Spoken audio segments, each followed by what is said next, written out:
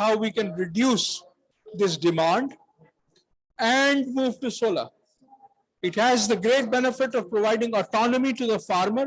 He can provide the water as and when he needs at prices which are much lower than what he was paying for diesel. But at the same time, the country saves a lot of money which they would have spent on the imports of diesel. We also reduce global greenhouse gas emissions. But there is a challenge. And the challenge is that solar pumps cost a lot more than diesel pumps do.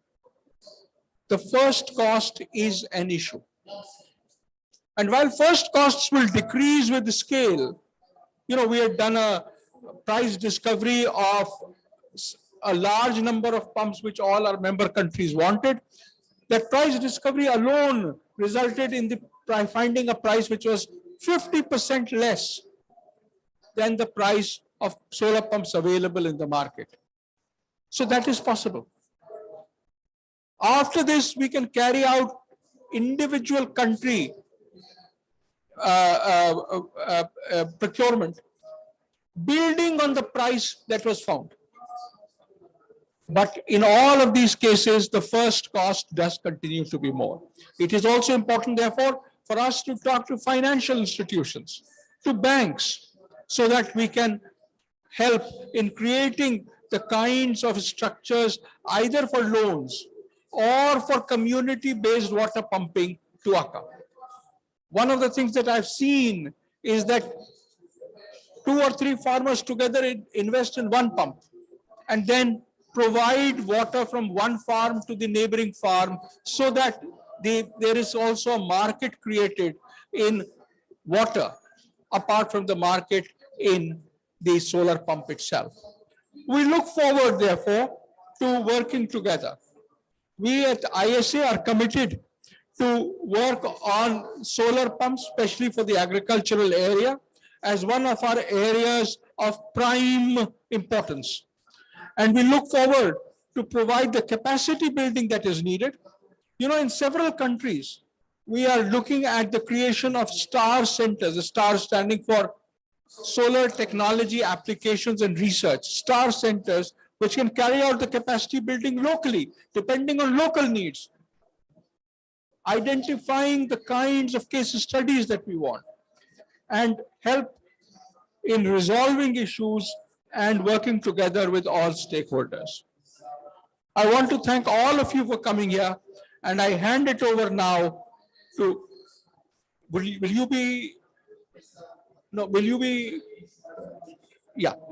I hand it over to Philip to carry on with this discussion. Philip.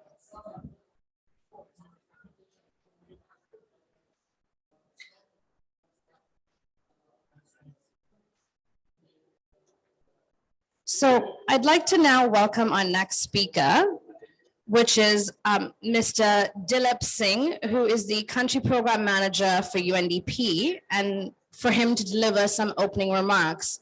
And Dilip will be joining us online. Thank you, Shamini.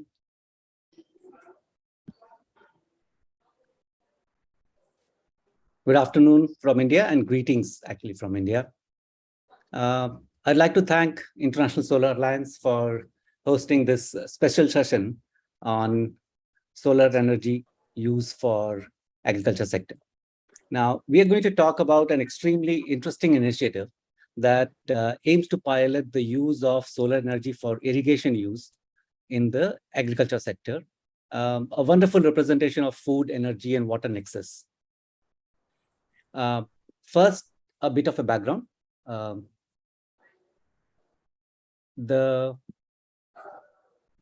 This actually UNDP and India and ISA have a collaborative partnership under which the pilot initiative called this Scaling Solar Applications for Agriculture Use was conceived.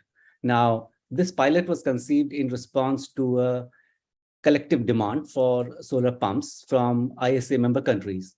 Now, looking at this huge collective demand from the member countries, UNDP and ISA developed this multi-country initiative for 10 countries which had the maximum demand.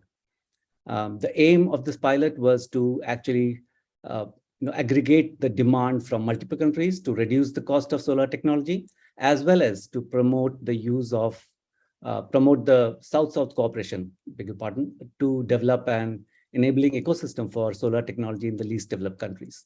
Now, the IBSA, or the India-Brazil facility, India-Brazil-South Africa facility at the UN Office for South-South Cooperation has provided the required financial support for this initiative.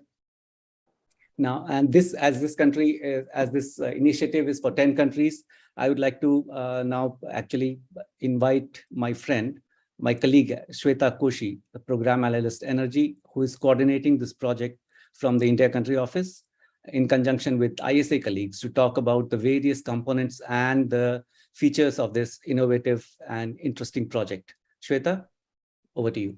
Thank you. Thank you, Dilip. Now, taking off from where Dilip, the context that Dilip said, we are UNDP and ISA have developed a pilot program to support the larger ISA program on scaling solar applications for agricultural use. Under this, ISA had released an expression of interest to its member countries, and 22 countries responded with a total demand of about 272,000 pounds. So the idea was to develop a pilot phase for it, where we would choose the top 10 countries with the most demand. And as you can see, I've written the number out here. It's 265,800 pumps, which is 95% of the total demand that was indicated in response to the EOI. The 10 countries have been listed here. Apologies, I'm not a designer, so the image is slightly blurred, but the countries are Niger, Mali, Senegal, Togo, Benin, Sudan, South Sudan, Uganda, Tuvalu, and Democratic Republic of Congo. The map is here to let you know of the geographical spread that we are aiming for under this multi-country project. To give you a quick brief on various aspects of the project. We will look at implementing in 10 countries. The project will be implemented over 2 years with a total budget of $2 million to deploy around approximately 200 solar water pumps of solar-based irrigation systems, which is approximately 20 each in each of the 10 countries. Now, yes, this is a small project, but this is a significant project for multiple reasons. The first being that it will build and strengthen the existing project implementation modality for South-South cooperation and looking only at energy projects. As you might know, this is considered the decade for energy, where we're trying to build towards not just the Paris Agreement, but also to our goal to extend access to about 500 million people across the globe or the global south who still lack access. So this is the primary aim. The second is we would like to build on ideas of demand aggregation with the hopes that the 10 participating countries can access technology at competitive rates that possibly their local ecosystem is not ready to do. A strategy for leapfrog is what we are aiming for, and a possibility for knowledge exchange. So, and this is, in my opinion, one of the most interesting ideas. And I'd like to digress slightly here to give you a little bit of context from India. India in 2019 released a dedicated scheme for solar water pumps called the Kusum scheme, with the aim to replace about 19 million to 20 million pumps, which are primarily dependent on diesel and on the grid and therefore fossil fuels. The scheme is currently underway, but one of the greatest learnings has been the various type of deployment models and operation models that have come through. The entrepreneurial model, water as a service model, another model where we decided to solarize the feeder at the distribution transformer level so that the agricultural community that depended on that on that electrical feeder, received clean energy for its irrigation requirements. And most importantly, we hope to establish the systems in ISA member countries so they can actually achieve the total demand that they had indicated, which is of 265,800 pumps. There are 4 main project components that we will be looking at. The first will be a feasibility study where we will employ national consultants to gather data from the ground and conduct consultations with the beneficiaries. The idea is to back up the demand assessment with a need assessment to identify not just what the beneficiaries want and the irrigation patterns, but also the most effective financing model or deployment model or irrigation patterns. The second phase will be a demonstration phase where through a global competitive tender, we hope to procure and install systems in these 10 countries, as I mentioned earlier, about 20 systems, and tie them to O&M contracts with local vendors. As you can see, the focus is on developing the national ecosystem, and this will be supported with capacity building that will be done with support from ISA. As Mr. Mathur talked about, they're setting up star centers, and trainings will be extended, not just technical training for entrepreneurs to do the operational maintenance of the systems deployed, but also banking facilities and financial players. So they may create that ecosystem so to create affordability for the beneficiaries. And finally, and most importantly, knowledge management, compiling all of our case studies, all of our learnings, all of the different operating financial models that we learn about, ensuring that there is an exchange of information. So two beneficiaries with similar contexts across countries who might not have similar contexts within the countries can learn about it and work towards a better sustainable irrigation model. This is a quick breakdown of all the activities and how we plan on doing it. We hope to do it in a staggered manner, in a phased approach, so that learnings from the first phase can be passed on to the countries in the second phase, and so on and so forth. Capacity building and knowledge management has to happen throughout and will. And I hope we have some of our project counterparts from our country offices there who can tell you about these knowledge management sessions that we have had even during the development of the project document. Ultimately, a quick brief on all the stakeholders that we will be working with. India CEO and the Sustainable Energy Hub at HQ will be providing the overall guidance and management. Again, UNDP India and the ISA Secretariat together will do fund management and quality assurance. Implementation and monitoring will be done by the UNDP country offices in each of these 10 countries, along with local implementation partners. Feasibility assessments will be done with national consultants within the countries and an international agency to collate all of the information and develop appropriate investment profiles so they can garner funding for the large demand that was indicated. Procurement will be done through the UNDP Global Procurement Unit that will release an international tender to identify the most competitive rates for these countries. Training through ISA and a third-party evaluation so we can learn and build on the larger program that ISA has envisaged. The opportunities, I've talked about them earlier, but just to summarize them, in pilot countries, we hope to enable and provide clean energy solutions for sustainable irrigation and increased incomes. We hope to translate international experience and learnings to innovative and localized solutions, strengthen local ecosystems so they can replicate and scale solar applications. And there are various applications that just ISA has dedicated programs for. We hope to establish linkages between international vendors and local market players, create skilled manpower and institutional capacity within the countries, including the policy ecosystem, provide suggestions to develop policy and regulations, and equip governments to devise national plans and dedicated schemes for solar water pumping. Globally, we hope to enhance the model for South-South cooperation and multi-country project implementation. We hope to enable climate change mitigation and sustainable development as everybody at the COP stage is talking about.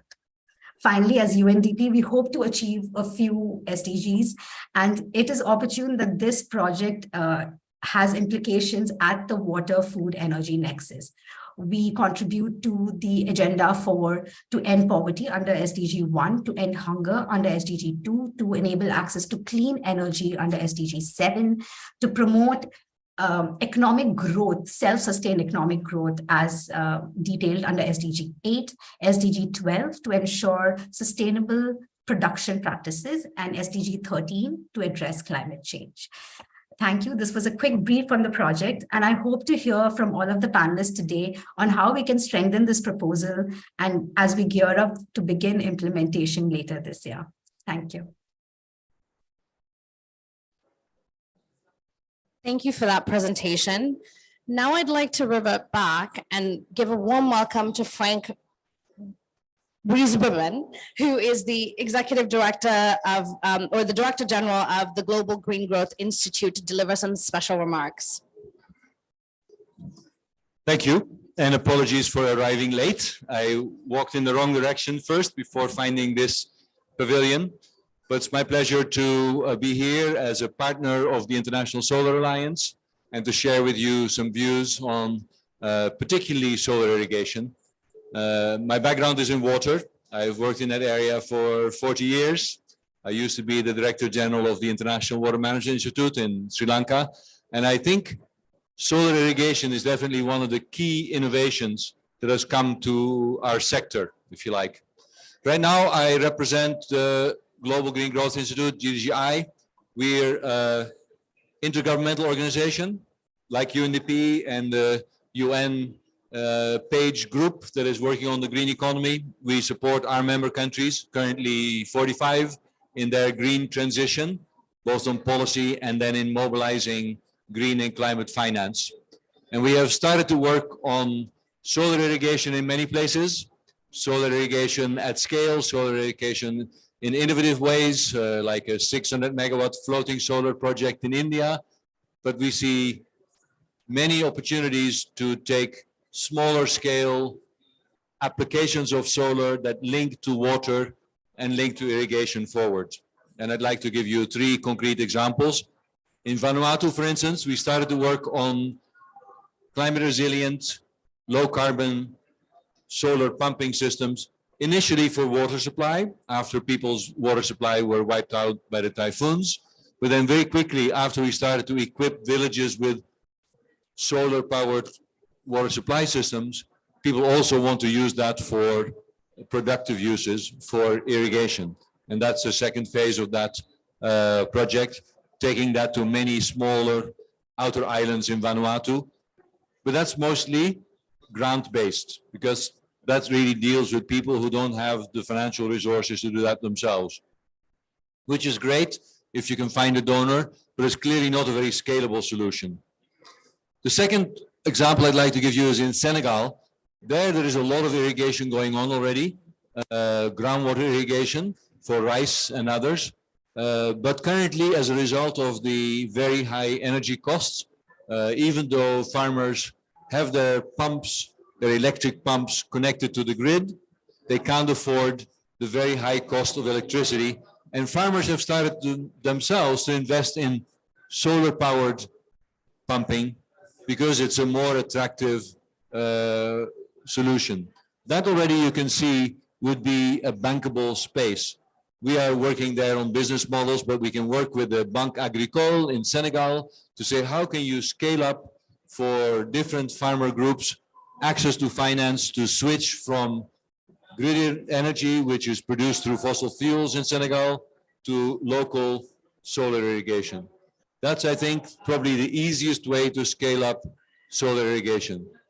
But potentially, I think the most promising area is in places like Burkina Faso or Uganda or Ethiopia, where we're also having solar irrigation projects for farmers who do not yet irrigate, who are currently dependent on rain-fed irrigation and therefore highly vulnerable to increased droughts. So yes, solar pump irrigation is a huge opportunity, but of course it comes hand in hand with introducing irrigation, which is not exactly easy. So we can't simply drop solar powered irrigation systems there. It has to be some combination of capacity building in climate smart agriculture and combining that with making solar powered irrigation systems available.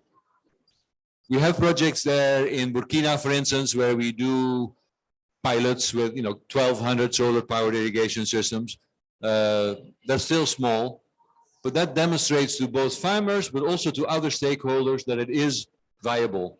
And we're working in Burkina with the Chorus Bank, for instance, a bank that is very interested in climate smart agriculture, but they don't have any lines of credits for farmers. Their lines of credits are for buildings, for mortgages. That is what the bank knows how to deal with. So working with Chorus Bank so they understand agriculture and putting in some concessional finance so that it takes away a bit of the risk so that they can scale up those pilots and provide credit lines, particularly for farmers that want to get into solar powered irrigation. I think that's one of the most promising areas that I can see. And we just learned, because I was late, from UNDP, what nice work you're doing. Most of those are, I understand, pilots. So our critical challenge in this space is, how can we go from pilots that work with 1,000 farmers to really scalable models that can take this to scale? And the partnership that ISA and GGI have is called 1 million solar pumps. The idea is to set up a trust fund to allow donors to pool their money. So we don't only have a number of small projects, but we can bring a larger amount of pooled funding together to work with different partner countries to find those sustainable business models. Eventually, it can't come from grants. It'll have to come from banks like the Chorus Bank that make their commercial credit lines available. But in the interim, we'll need to work with farmers to see that the technology is viable through the kind of projects that UNDP was introducing. Work with banks to show them that climate smart agriculture and solar irrigation is a viable business solution. And that, I think, is a way to go to scale. So we are pleased as GGI to partner with ISA, and we look forward to partner with more of you in the audience and with UNDP to bring solar irrigation as a key solution, as a component, of course, of climate smart agriculture to increase resilience in a low carbon manner, working with clean energy, really on that energy, water, food nexus that Egypt is prioritizing in a very big way in this COP through their NWAFI country platform. I think we can learn from that. It's a very important nexus.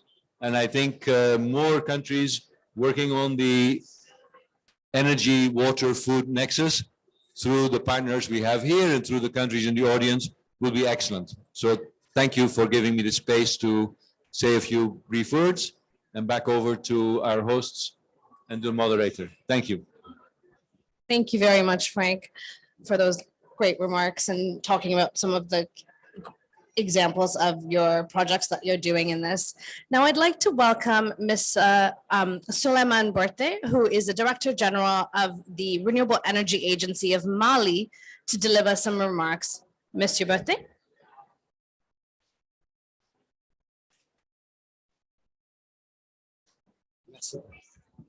Thank you.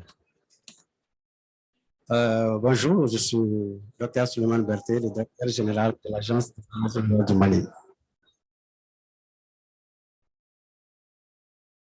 Pour le Mali, nous sommes dans ce projet. Nous avons formulé une demande de 15 000 francs.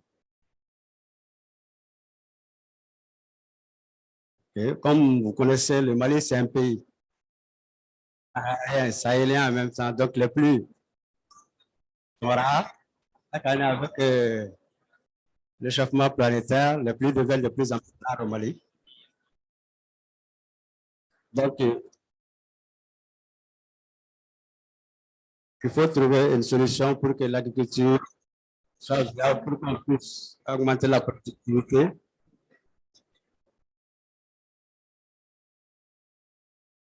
De faire de telle manière que les paysans puissent produire toute l'année.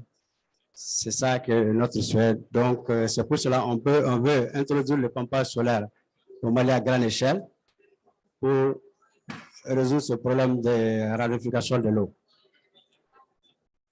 Donc,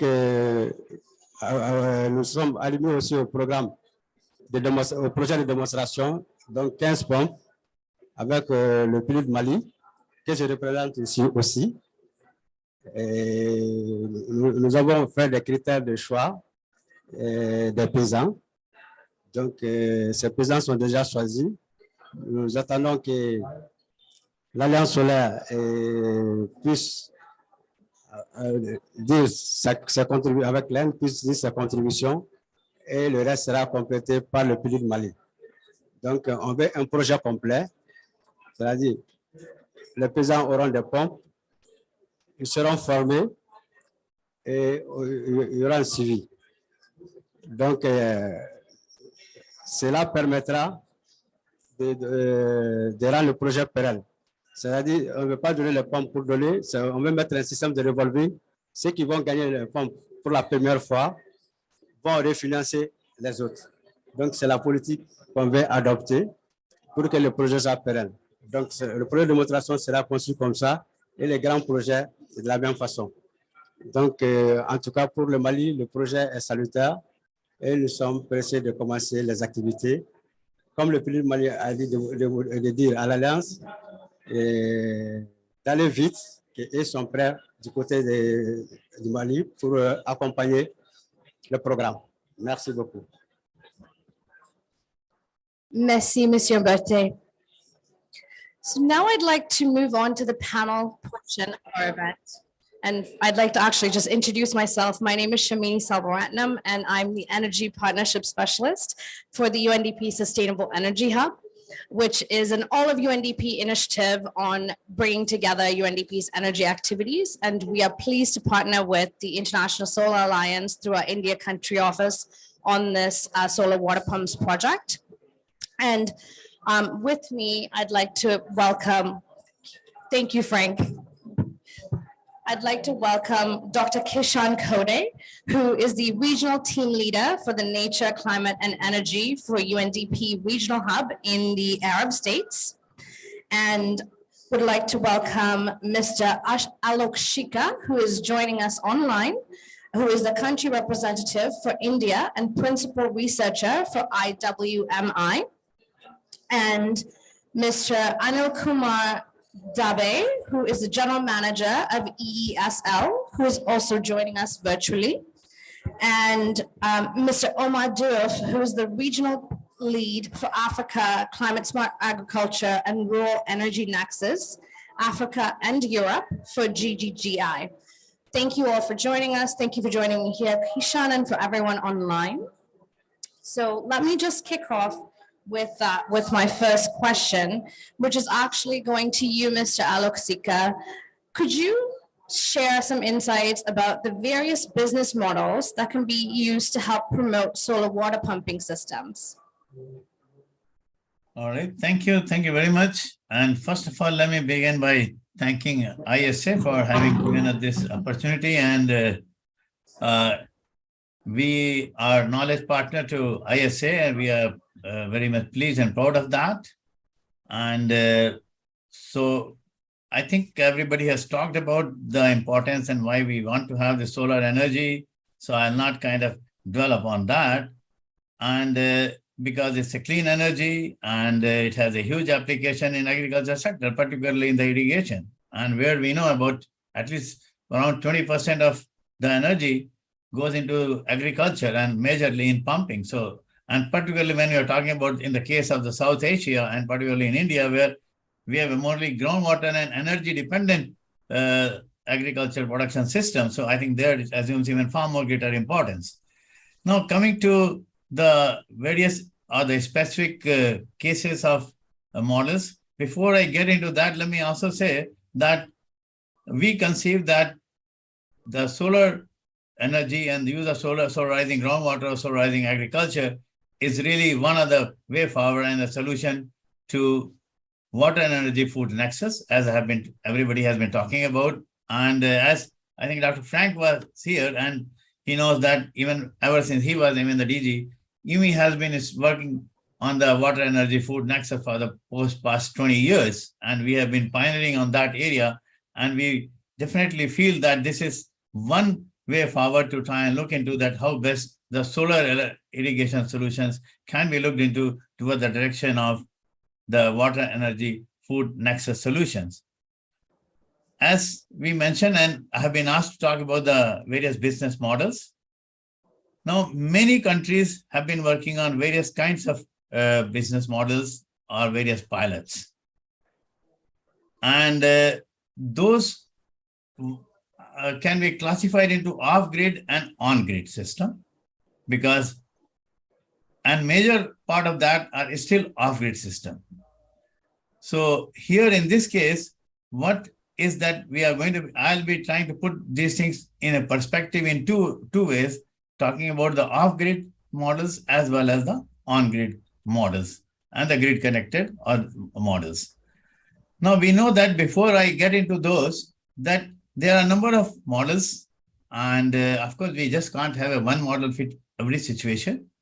Now, there are ways that we can try and look into what are the parameters across which you have to examine various models to see that which works where and which works better. So from that point of view, before I get into all those models, like reliability and affordability for the clean energy, reduce carbon footprints. And also another thing, particularly in case of India and other regions, is reducing farm power subsidy and enhancing farm level productivity and also the farmer's income and its suitability, both and how in water abundant and the water scarce area and the scalability. Now, given the limited time, I don't think that I'll be able to do justice of covering so many such business models, but I'll just touch upon briefly of those where as the EMI we are involved, because EMI we have been working on space of solar energy for the past over 10 years. So I'll start with the off-grid solar irrigation systems, which are currently, as I said, are more prevalent. Now, one of the models, and I'll try and put it in a perspective again for water-starved areas and the water surplus areas.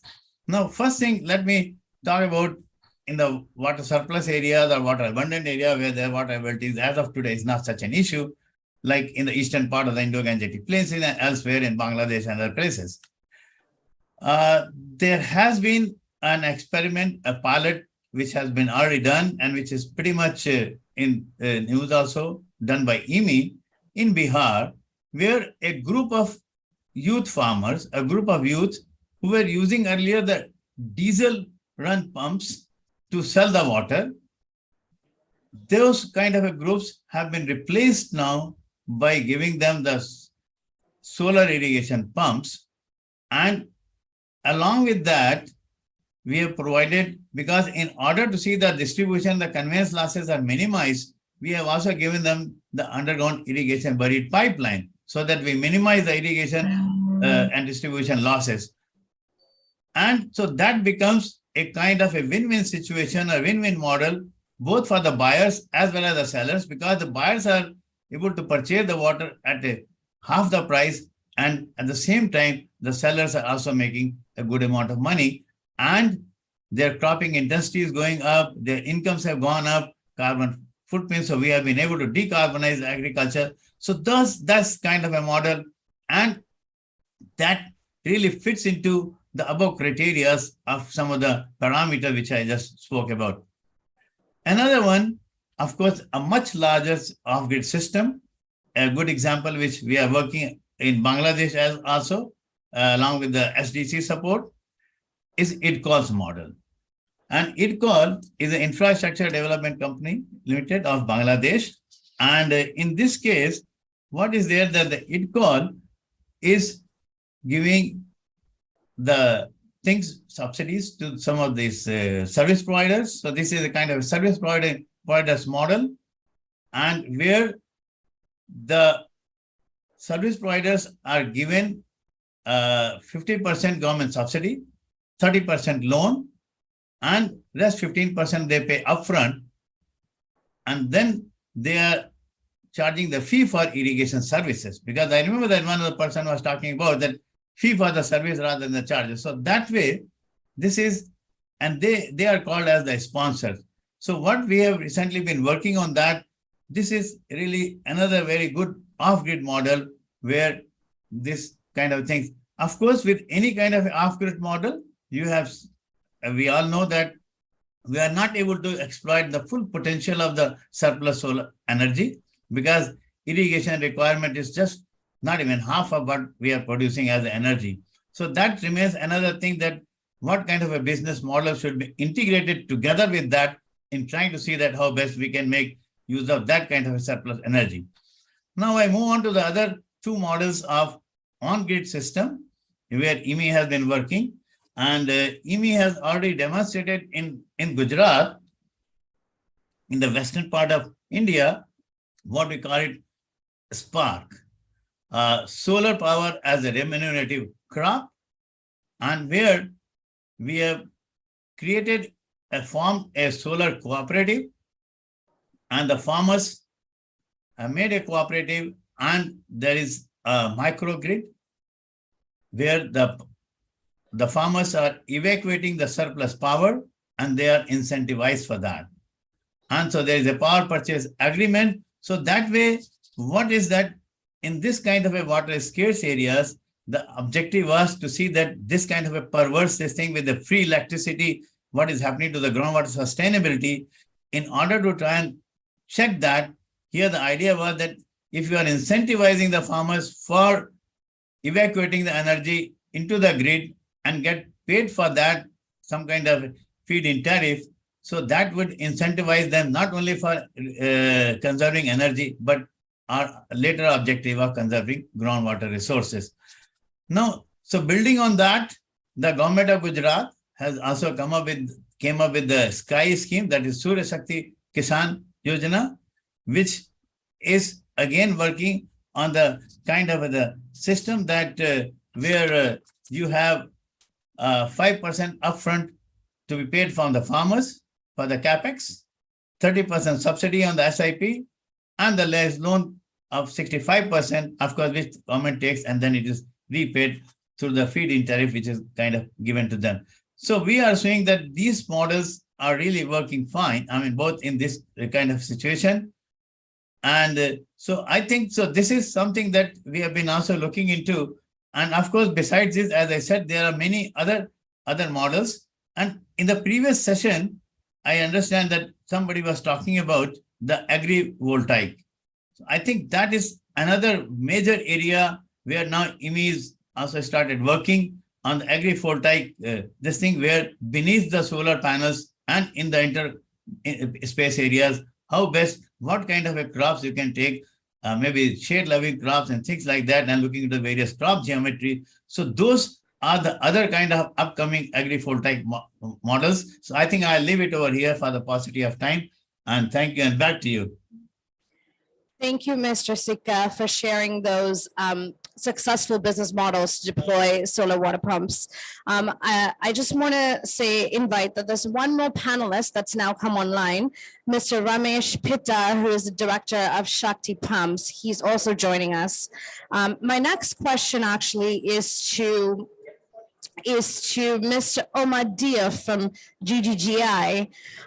Could you share some examples of financial incentives, policy or regulatory interventions that are applicable to promote solar water pumping systems across countries? You are on mute.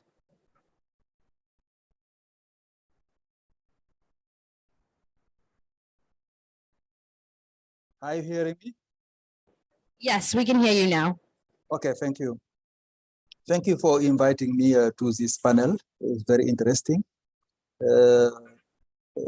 I think also my Director General has already give a picture of what we are doing in Africa mainly, because I'm based in Burkina Faso, where also I'm supporting all countries in Africa and Asia on climate smart agriculture.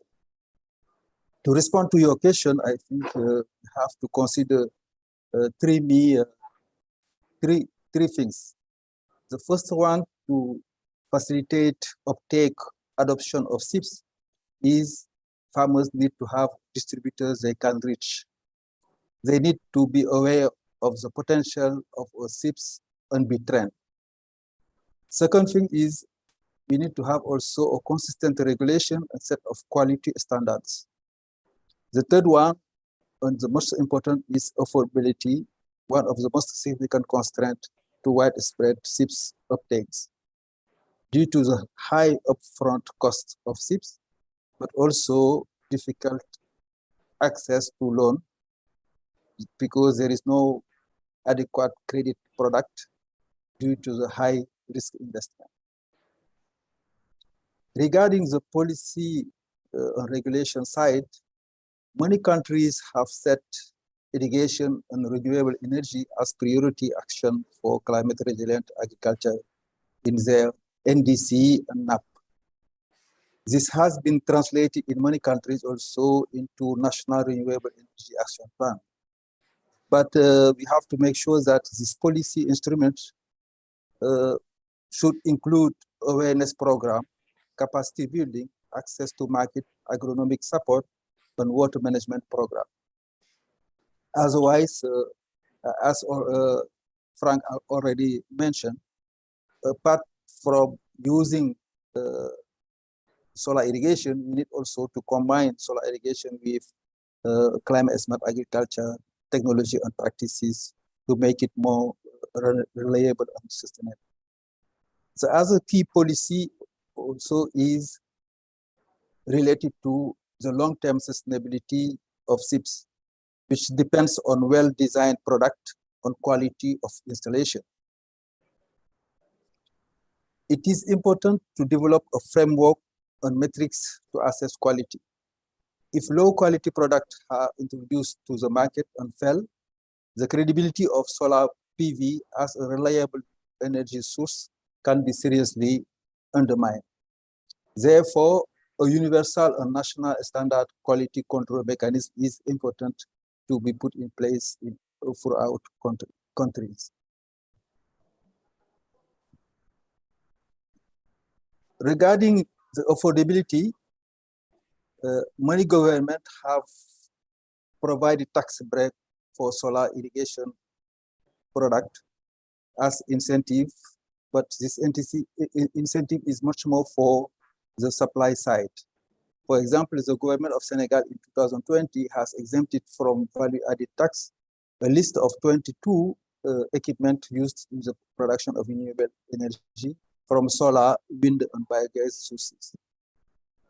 Pay-as-you-go models have helped address the affordability challenges, but many farmers still cannot afford this payment, and SIPS PayGo is not yet scaled either within countries or across continent as a whole. Establishing a guarantee fund, older farmers do not meet the collateral requirement for financial institution to obtain a loan to purchase solar water pumps. Therefore, a guarantee fund is required to make loans more accessible to farmers by mitigating the risk of non-payment. Another thing also is the high interest rates. The high interest rates are still so high for farmers mainly in Africa. For this, government or donors could buy down the operational costs of the bank to bring down the interest rates farmers can afford.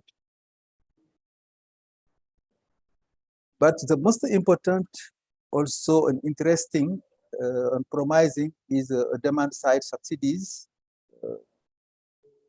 or end user subsidies, which mainly works to reduce the high upfront cost for SIPs that has been a big barrier to adoption by farmers.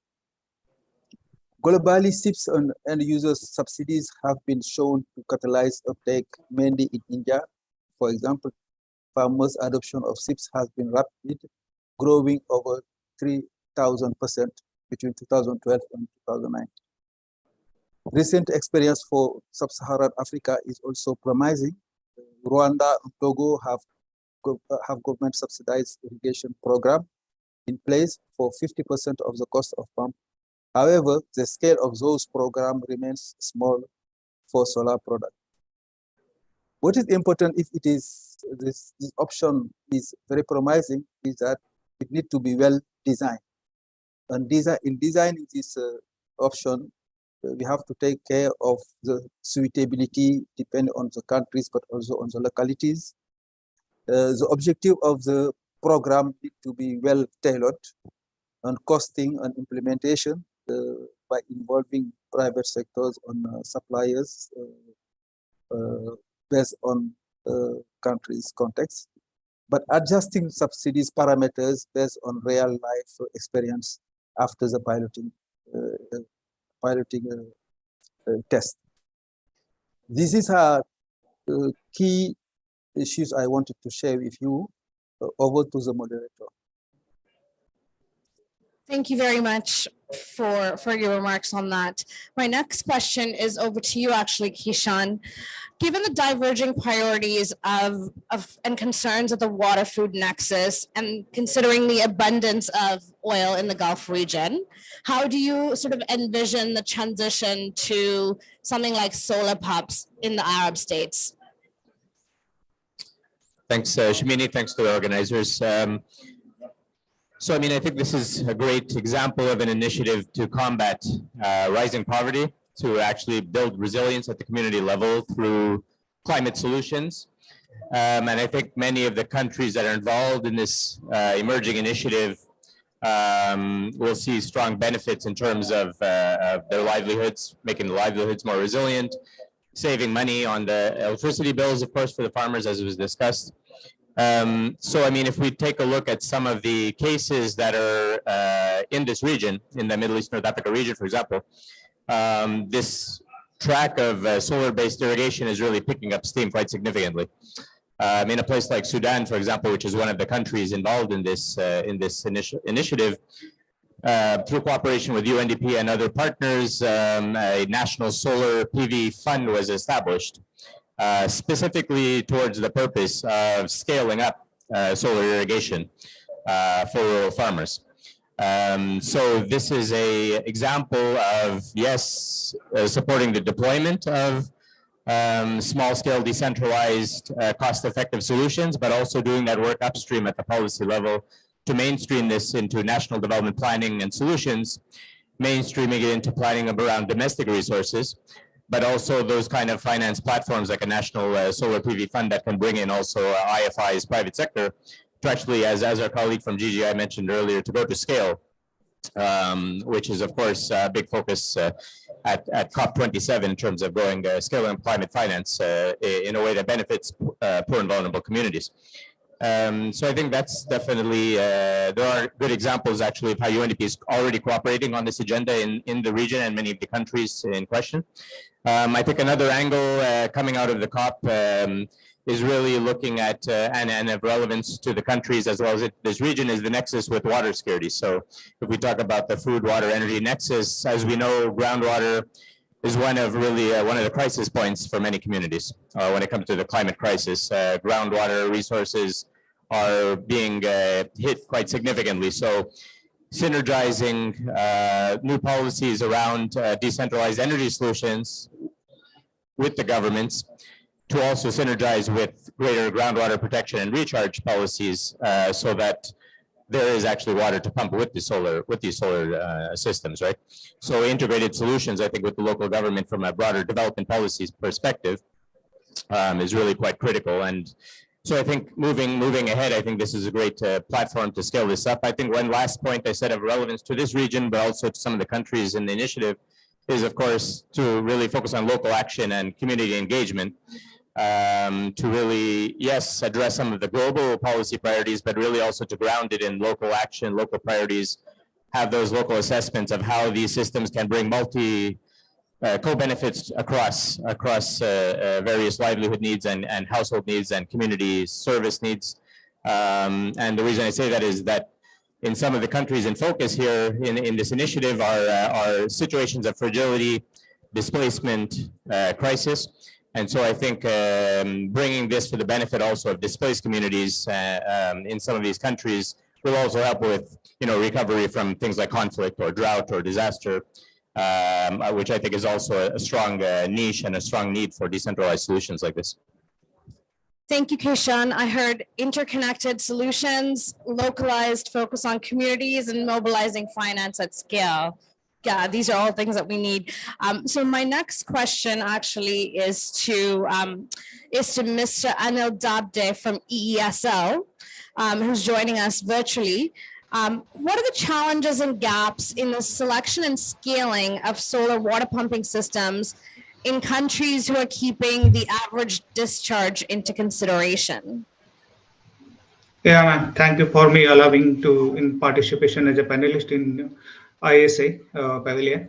Before that, I want to take whatever we have discussed, something I can brief about the implementation, what we have done from the behalf of EESL in India, particularly in India and the EESL. With your permission, I want to take some slides and some presentation as well as some video clips.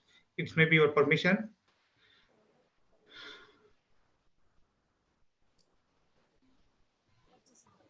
Yes, of course. Yeah.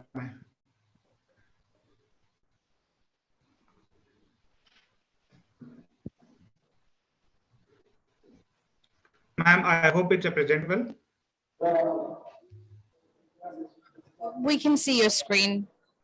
Yes. Yeah, ma'am. First of all, I'll give the energy. First of all, I'll give the brief about the energy efficiency survey. It's a joint venture of NTPC, REC, and PFC and Power Grid, and it is established in 2009.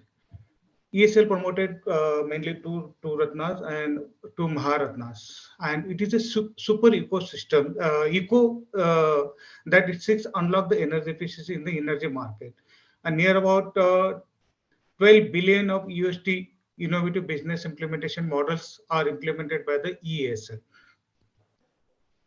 I'll give some background about some Indian agriculture performance systems. What actually ESL is got implemented, some of the part of this one.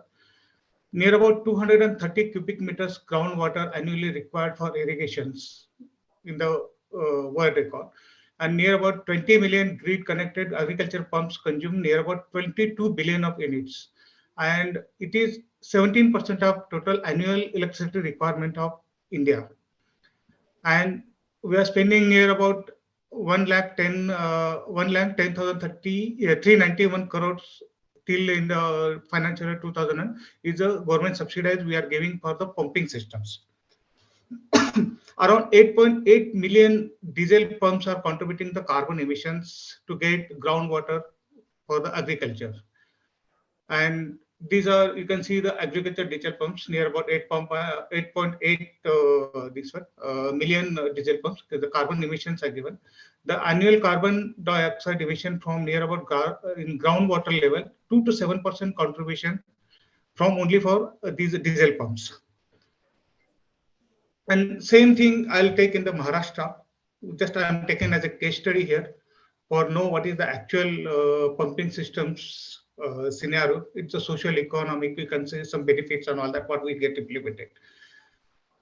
43.6 lakh of agriculture consumes till 2019 in Maharashtra, and agriculture sector consume near about 33,853 million units, and grid connected agriculture pump consume near about 30% of total Maharashtra power requirement.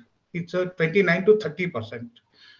And this average cost of consumer is 7.25, and energy charges is near about 2.4, and fixed charges is 44.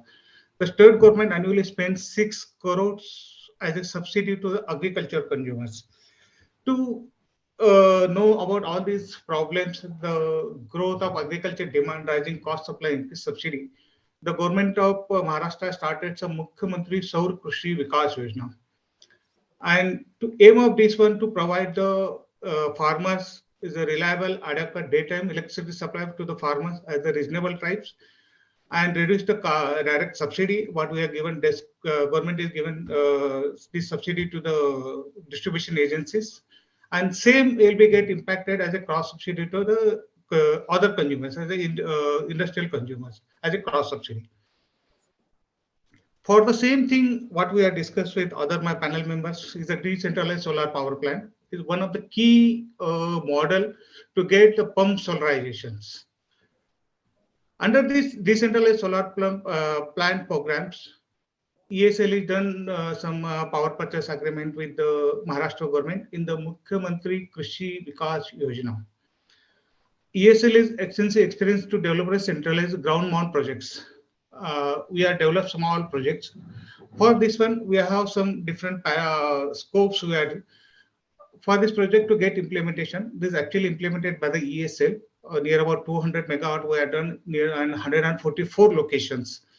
For that one, to get the implementation, we are identified the unused government lands near about the substation. There's a spare barren lands near about the substations.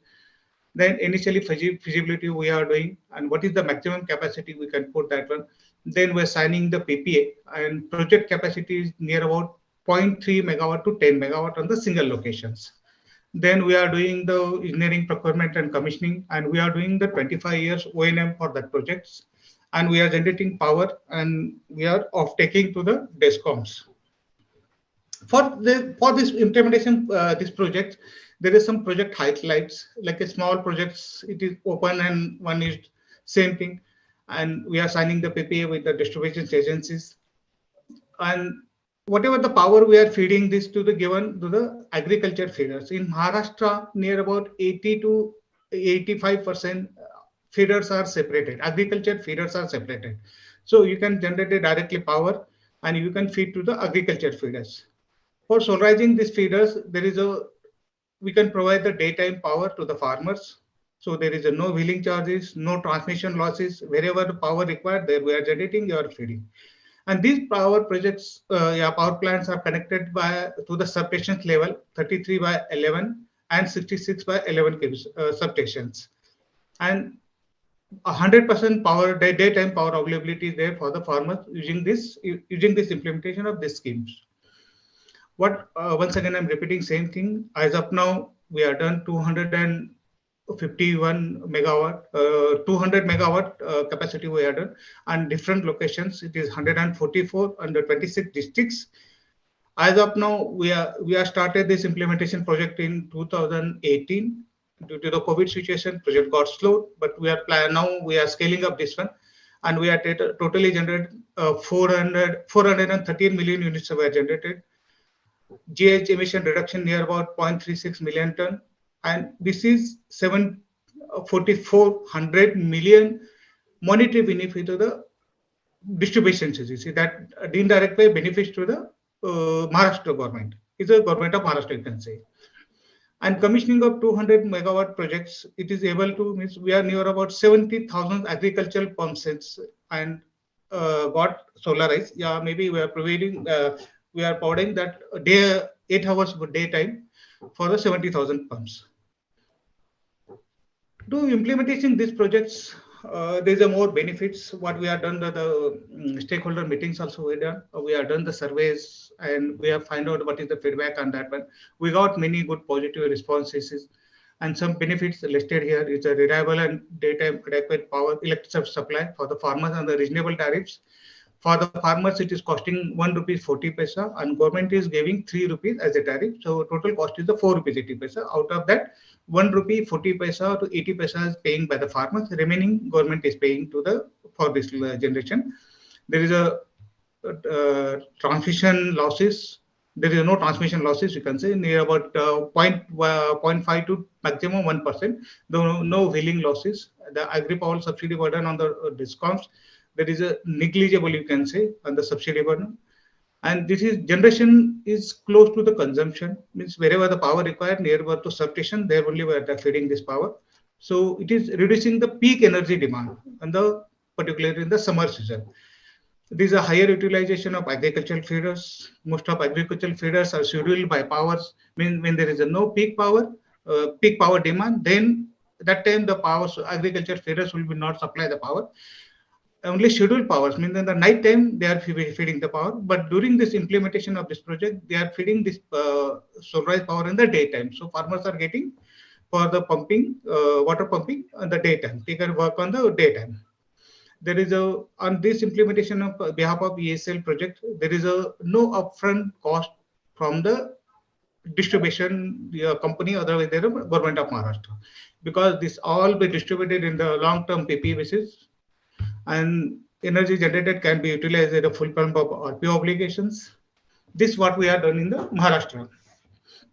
Same thing on the central government we have done in the PM Kusum scheme in the Ministry of Renewable Energy. This we have launched in 2019 is the Pradhan Mantri Kisri Vikas Suraksha Evan Uttayam Mahabhivan. At the decentralization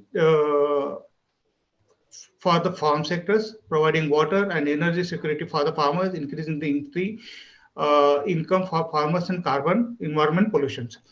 This Kusum scheme is divided into 3 components. It's a component A, component B, and component C.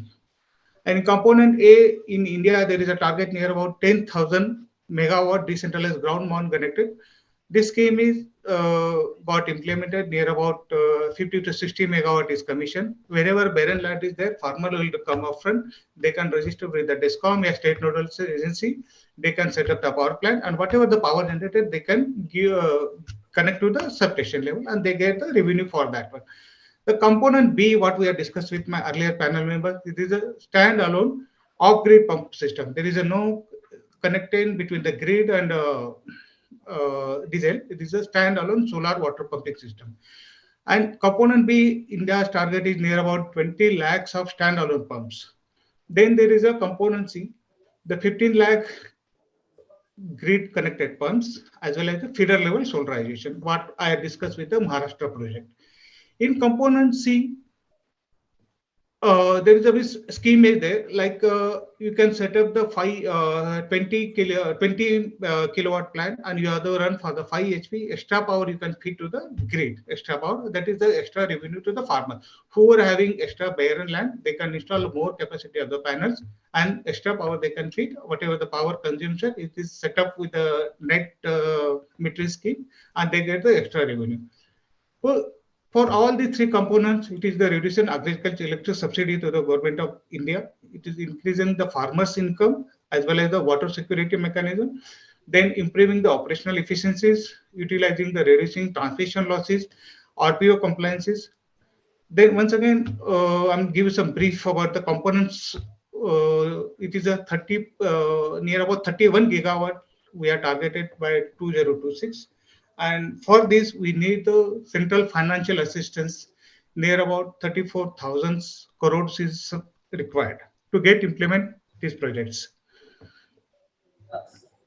ESL specialty is this, actually we are more contributed on the component B. For that, we have done the demand aggregation from the behalf of the Ministry of Renewable Energy.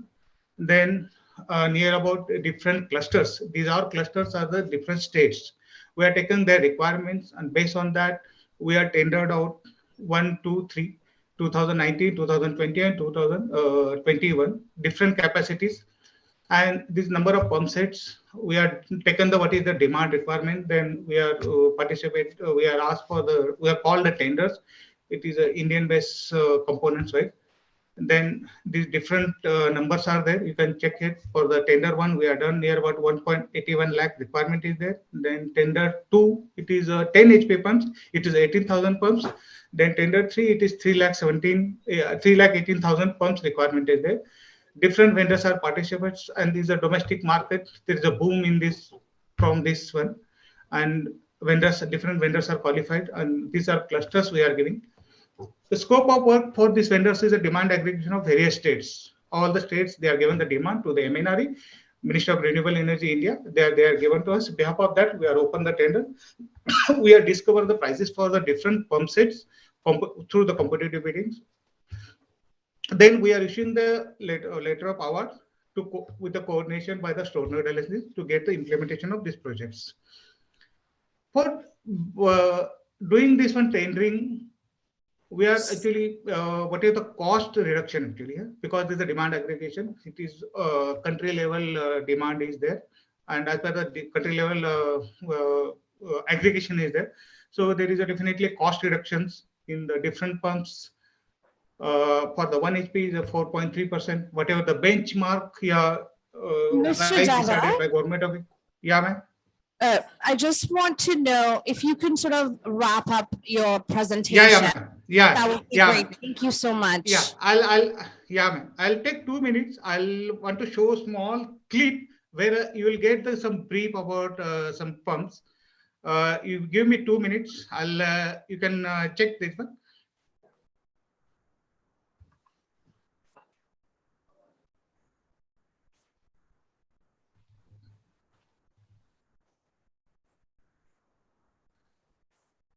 Ma'am, I want to give a 2 minutes clip which can give the brief about the KUSUM as well as the pumping system. Sure, you can do that. It's a,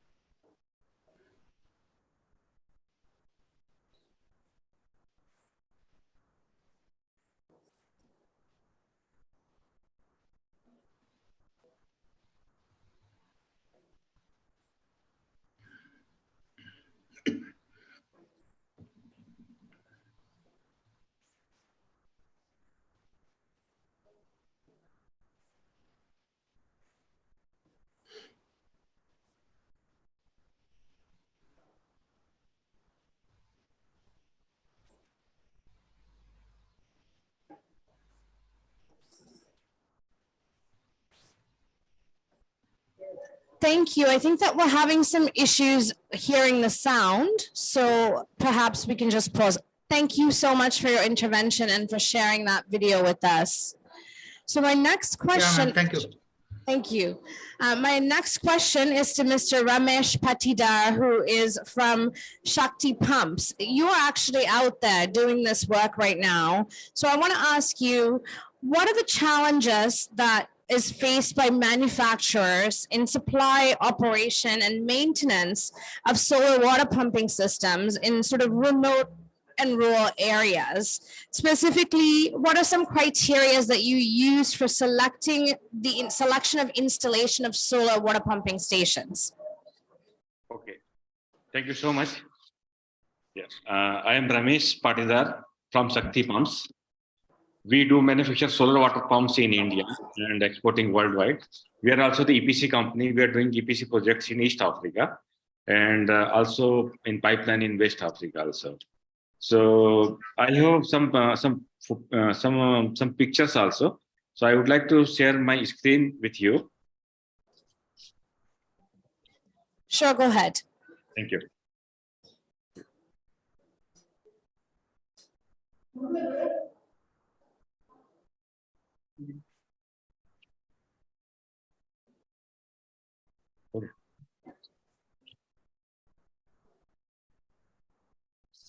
Is it visible?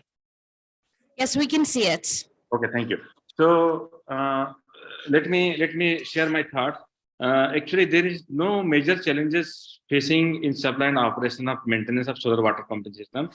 Only the challenge in the solar pumping system is the sunshine. If the sun is available, then the other challenges can be resolved. And it's not a big challenges which we can resolve it. Like the other challenge is the financial cost of the solar water pumping system compared to the normal conventional pumps. It's a very huge solar pumping cost for the solar pumps. So this is the big challenges we are facing. And in the field side, we are facing the problem for the transportation because it's a very remote areas where there is no electricity and there is no road transport is available. So these are the small challenges we are facing, and the main challenges, the challenges, the safety of the solar panels. So this is also we are providing some safety solutions to the farmers, so that they can make sure about the safety of their solar panels. So these are, and I can show you in my picture also that we are installing the solar pumps on the fountain side also. Like you can see here, these are the pumps in the desert area in Algeria. So there is no big challenge because sunshine is available. This is the 5 HP solar pumps in Algeria. This is the 3 HP solar pumps in Egypt. You can see it's a completely remote area. There is no other things. Only the solar pumps is working there. This is the pumps we install in Nepal on the mountain side, very high side. So because the sunshine is available, so pump is working very fine. There is no electricity, there is no grid, nothing is available, but solar is working. So this is the good thing for solar. This is also in the Nepal in the mountain area. This is also in the Nepal. This is also in Tanzania in the forest, also in the remote areas. This is we are doing in Uganda in the remote areas. We are doing for water supply schemes in Uganda. This is we have done in the Uzbekistan solar pumps, 10 HP solar pumps completely in the it's on the mountain side. There is no electricity, but after installation of the solar pumps, they are irrigating the land now. This is also in Uzbekistan. You can see. I have some videos also.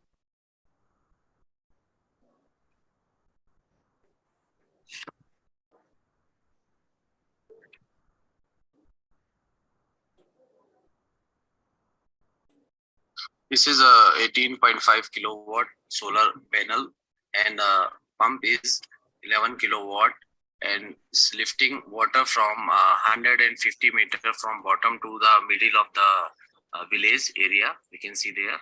So each panel is 355 watt, and it's delivering approximate 13 to 14 kilowatt. That is sufficient for running this pump set. So this is the Shakti pumps installed at the mountain area.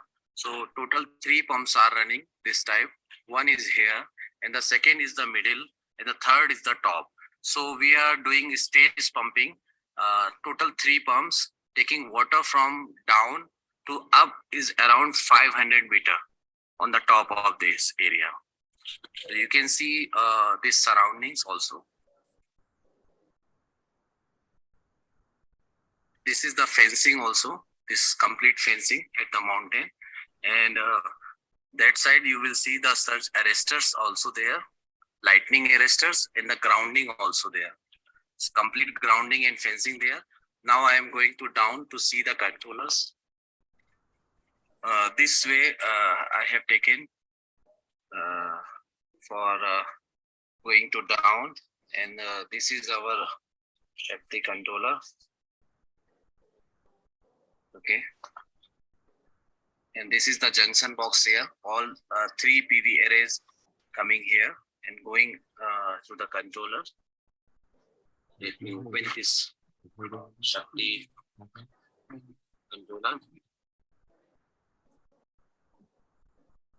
This is 11.5 AC current is coming. The frequency is 103 hertz. It will go up to 120 hertz. Thank you. There's one more video I would like to play.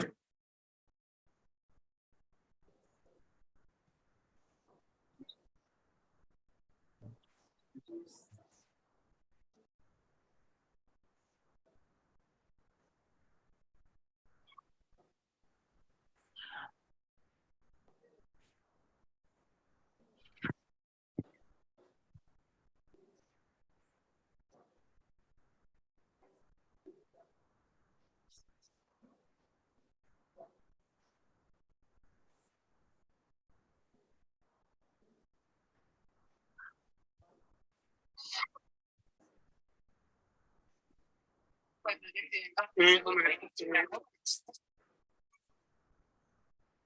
is the solar pump in Rwanda.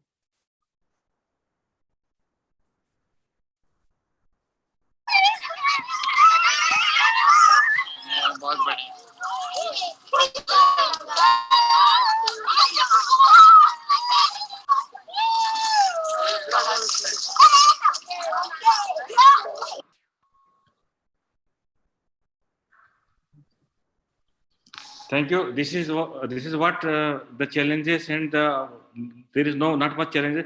And in terms of the criteria of the selection, the main criteria we should follow the latitude and longitude to get a more energy, better energy from sunshine for the solar panels. So this is the main criteria we should follow. Other than it, everything is okay. So this is from my side. Thank you so much.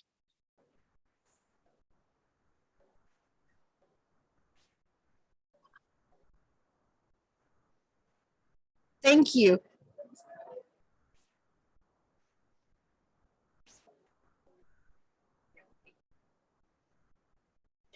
So thank you, Mr. Patidar, for sharing those videos and talking a little bit about the pumps and the criteria for site selection. With that, I think that our event comes to a conclusion, and I'd like to invite Mr. Ramesh to provide some concluding remarks. Many thanks, Shamini. So it was a very exciting deliberations during this session. And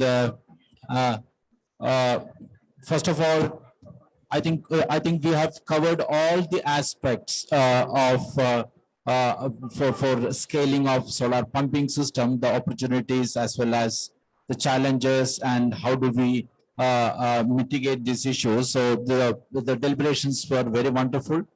And in fact, Mr. Frank Risberman,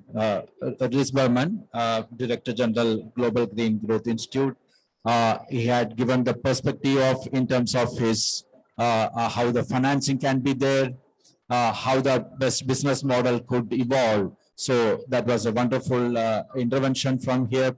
I think he had to leave here. He was here. I would also thank Mr. Dilip Singh and Shweta Koshi to give a how the ISA UNDP partnership in pushing this solar pumping system in various countries, and thank you for that very good presentation. In fact, in the last minute we had Mr. Sulaiman Barte here. He's a national focal point for Mali, and he could kindly grace this occasion and give a remarks here. Thank you, Mr. Barte, for joining this program here. In fact, we had a very wonderful panel discussion as well. So I would like to thank Dr. Kishan Kode. And it's very happy that he could share some examples of how this can be done from the working in the Gulf region, which you talked about. How you set an example for that. So thank you very much for that. Mr. Alok Sikka, with wonderful perspective of IWMI across various countries which you are working, and how the IWMI has been very close partner with ISA in many of the countries, and especially in Ethiopia and all. You are doing a wonderful job, and you're also doing a lot of work in Bangladesh, Sri Lanka, and all these Asian countries. Many thanks to Mr. Sikka for joining this program. Mr. Anil Kumar Davade, thank you for that. You had a very detailed presentation and video with a very passion. You have been doing it, but because of lack of time, we had to slightly cut. But then thank you for giving a detailed model on your Maharashtra experience, as well as on the national level under Kusum scheme. All these things will be very useful for other countries, because we need many business model depending on whether it is a grid connected, off grid, each one requires a different consideration, but I think we covered all those aspects on that. Mr. Omar Diop also supplemented from the GGI, especially from the African perspective. Many thanks for you to join this for this session. And finally, Mr. Ramesh Patidar, thank you because you have been, Shakti Pumps have been very active, and last I think 3-4 years, there's a lot of scaling of solar pumping in across various countries apart from India. And your experience is very important and gives, in fact, I'm very happy to listen that all the challenging areas, whether it is in desert, whether it is in high hill areas, these pumps have been working wonderfully. And so that gives a lot of confidence to see that all adverse conditions, these pumps can perform well. So many thanks for that. Finally, I would thank Shamini for wonderfully moderating the entire session. At times we are having a lot of challenges here in terms, because many of you are in virtual, many are in the physical here, and there are some kind of a noisy situation here. But with all adverse condition, I think we had a wonderful discussion. Before closing, I would be very, very happy that there is a lot of participants online, and here as well as offline. People have joined here, and so I am very thankful to all the people who joined virtually and here in physically. So and with that, I would like to conclude this session. Many thanks to all. Thank you very much. Thank you. Thank you, sir. Thank you so much.